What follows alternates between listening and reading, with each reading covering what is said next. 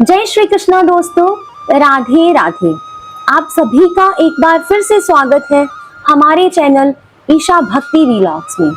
दोस्तों, पिछले अध्याय में हमने सुना कि किस प्रकार भगवान श्री कृष्ण ने द्रौपदी और पांडवों को पुरुषोत्तम मास की दिव्य महिमा समझाई। हमने ये भी जाना कि पुरुषोत्तम मास केवल एक साधारण महीना नहीं, बल्कि भगवान की विशेष कृपा प्राप्त करने का दिव्य अवसर है।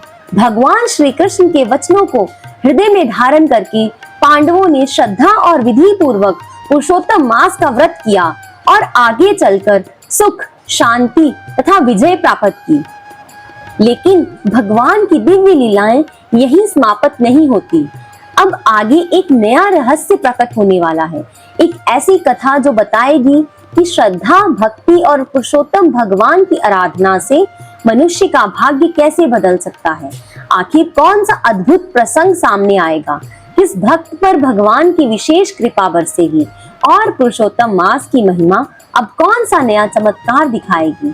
इन सभी दिव्य रहस्यों को जानने के लिए मन को श्रद्धा और भक्ति से भर लीजिए और बोलिए जय श्री राधे कृष्णा, जय हरि विष्णु। तो आइए श्रद्धा और भक्ति के साथ प्रारंभ करते हैं पुरुषोत्तम मास महात्म का 13वां अध्याय।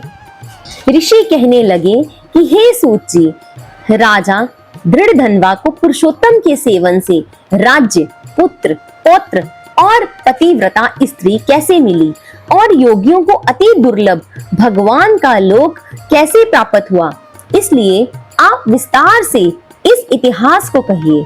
सूत जी कहने लगे, हे ऋषियों, आकाश गंगा की तरह पवित्र करने वाली सुंदर पुरानी दृढ़धनवा की कथा मैं तुमसे कहता हूँ। हैहय देश का चित्रधनवा नाम से विख्यात राजा हुआ।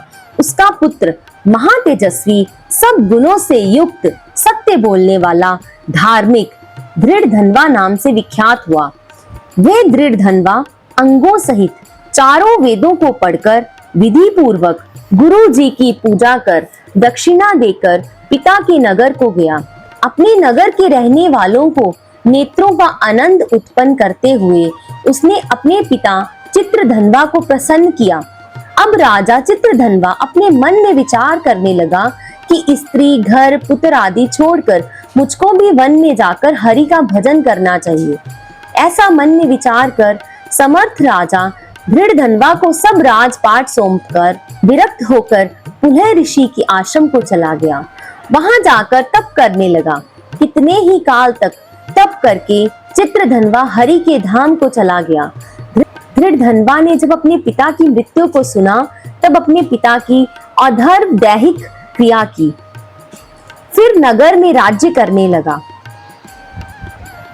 राजा दृढ़धनवा की गुण सुंदरी नाम की स्त्री थी। उसके 4 पुत्र हुए और चारुमती नाम की एक कन्या उत्पन्न हुई।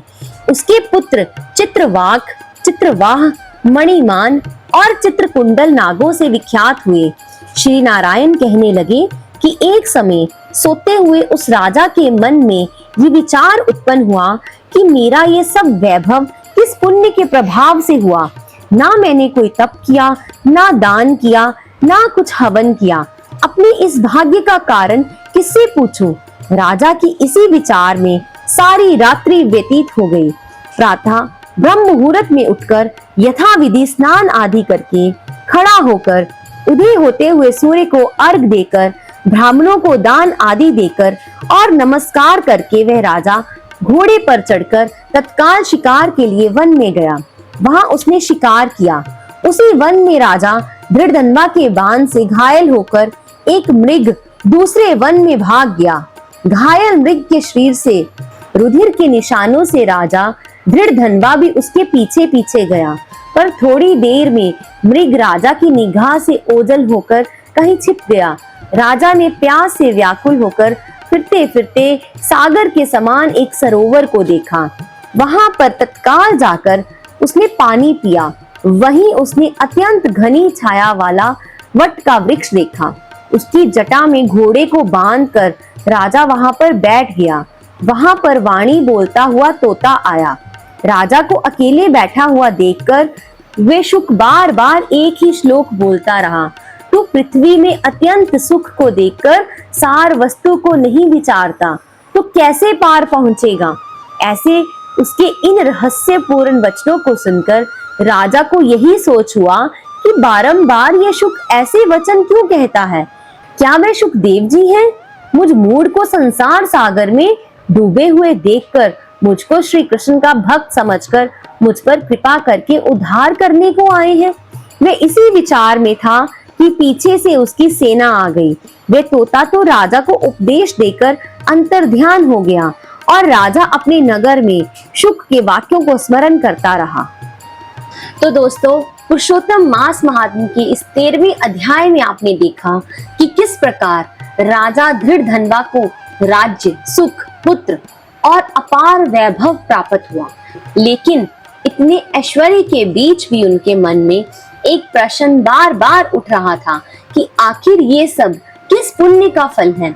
फिर भगवान की अद्भुत लीला से वन में एक रहस्यमय शुक अर्थात तोता प्रकट हुआ, जिसने राजा को ऐसे गूढ़ वचन सुनाए कि उनके मन में वैराग्य और सत्य को जानने की तीव्र इच्छा जाग उठी।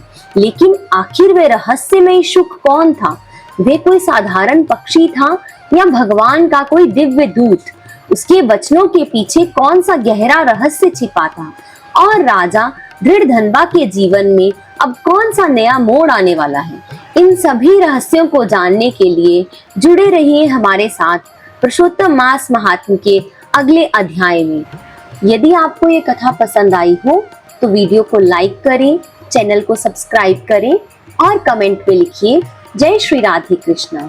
मिलते हैं अगले अध्याय में। राधे राधे, जय हरि विष्णु।